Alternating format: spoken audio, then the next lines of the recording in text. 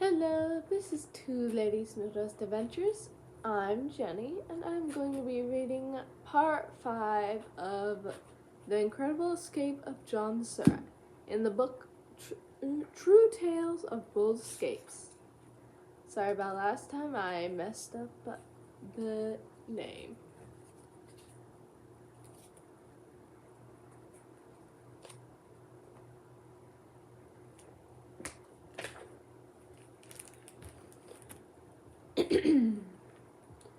Historian Ezen Sklim quotes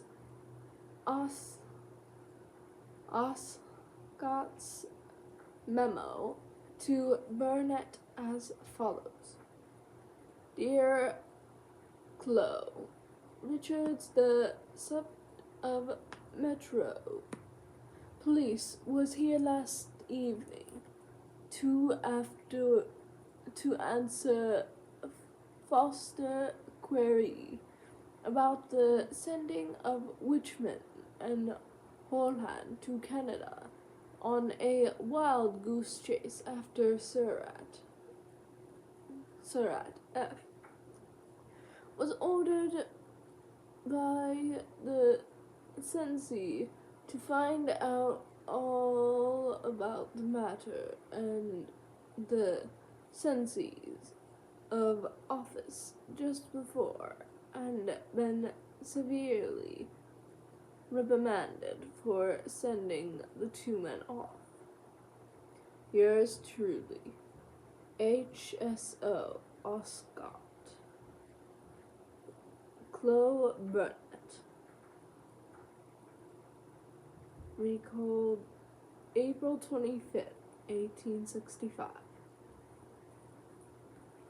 As Ascendum remarks, the reprimanded but put an end to Richard's energized participation in the manhunt for the assassination conspirators.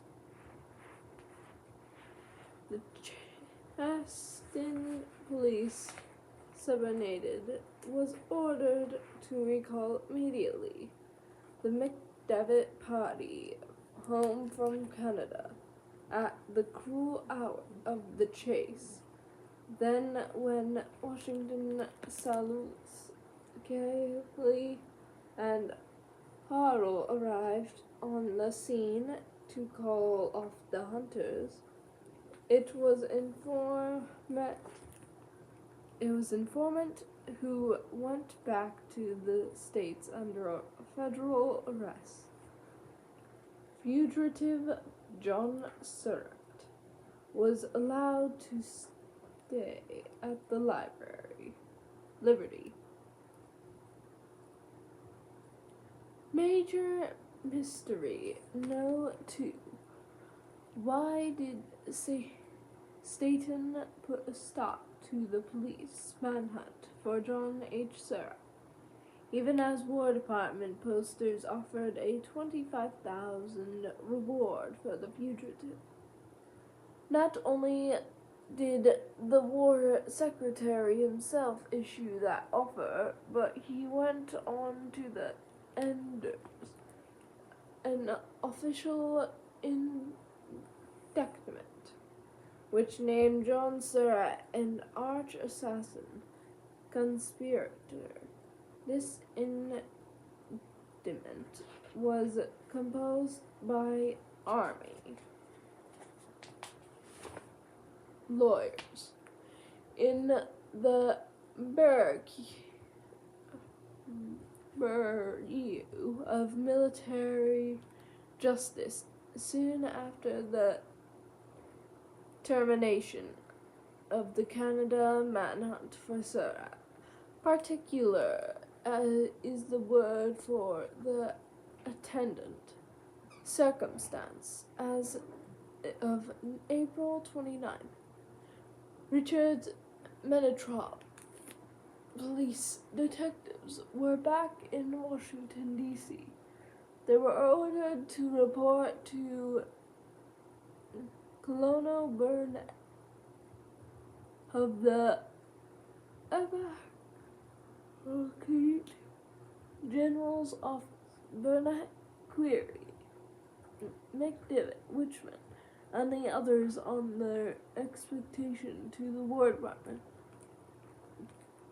where Wichman could be kept under close surveillance. The following day, Wichman was closeted with the stern War Secretary. Burnett sat in to take notes, according to historian Ordroyd. Staten subjected the young man to interview about 2 hours. At its conclusion, Mr. Staten informed him that he would have to hold him in custody until the circumstances attending the assassination of Mr. Lincoln had been inquired into. It could not have been a happy interview, nor a cheering prospect for Lewis Wichman. Military custody in those days could mean manacles and bagging with the head covered by a canvas sack. On board a Navy monitor, it could mean being strung up by the thumbs under third-degree interrogation in the dungeon under the Winder building. Stern War Secretary Station had already ordered, and under those, the application of these cruel measures in respect to prisoners brought in as suspect assassination conspirators. But Wichman says Ordroyd answered the station's question about the Surratt household without a quaver. Before leaving about the Surratt household without a quaver. Before leaving the secretary, he made a plea in Miss Surratt's behalf, but the secretary replied that the law must take its course.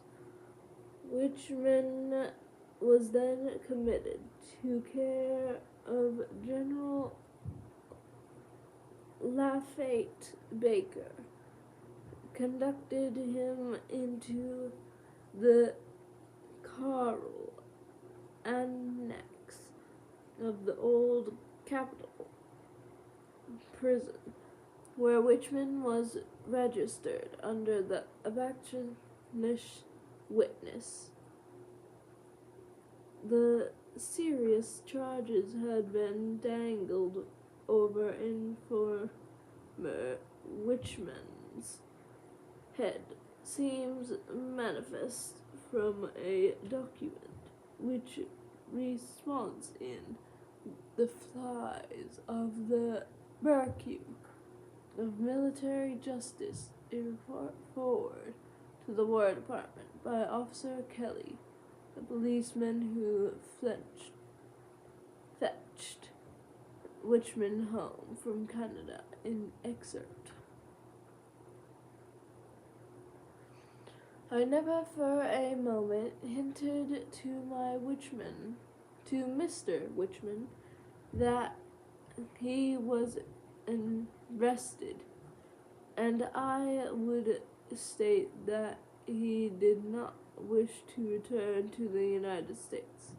He found John H. Surratt, that he had knew that from circumstances that he circumstances that he was going to be locked up when he returned, that he did not care what became of him, that he would make a full statement concerning these parties, and that he was disposed to suffer anything to assist the government. He stated to me that he could identify the handwriting of John H. Surratt for the truth of the above statement. I herewith pledge my scared honor and word, I am willing to swear to it at any time. Officer Kelly would never be called upon to swear to Richmond's deportment has described. Richmond, however, was summoned to serve as key government witness at the trial of the assassination. Conspirators, 8 of whom had been arrested by the time. Richmond was hauled back to Washington. Those arrested by the date included John H. Surratt's mother. As for John H. Surratt, he was swung as a bug in France, Canada. Here is another documentary J.I.G. saw in the Surratt puzzle.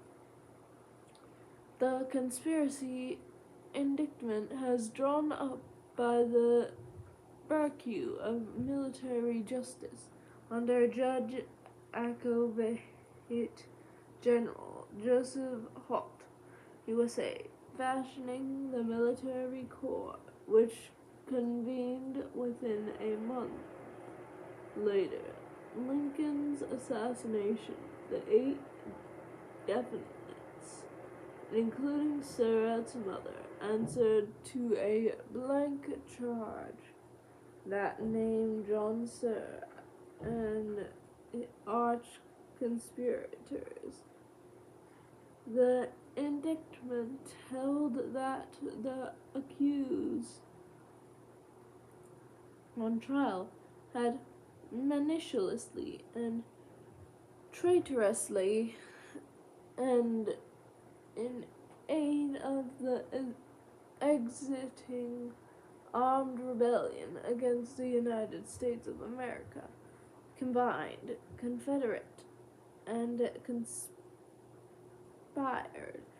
with John H. Surratt, John Wilkes Booth, Jefferson Davis, and the Confederate leaders in Canada, and others unknown, to kill and murder President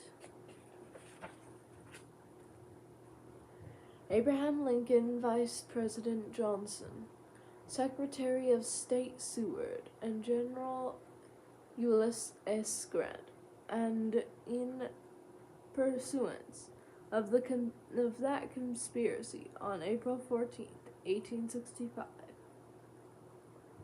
The 8th defendants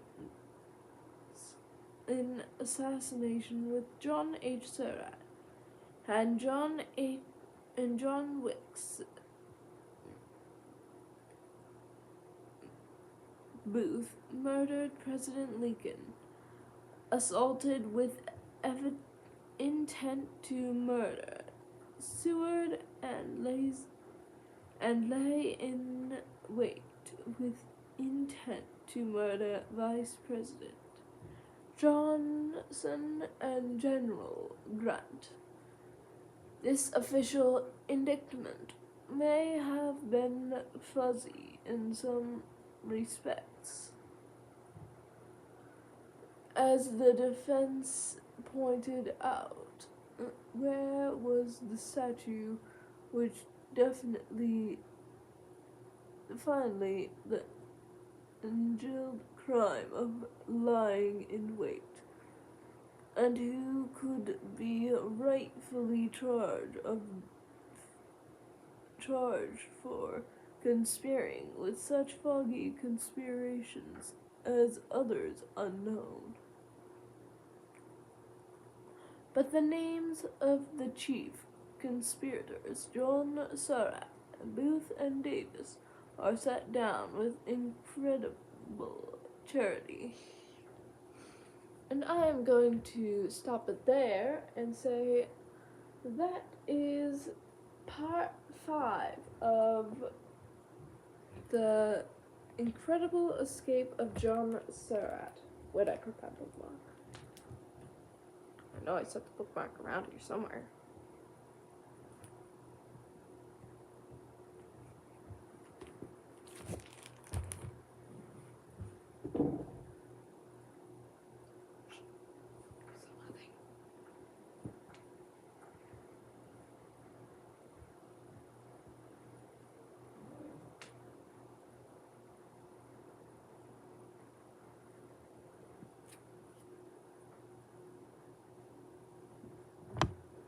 Where is it? Where's my bookmark?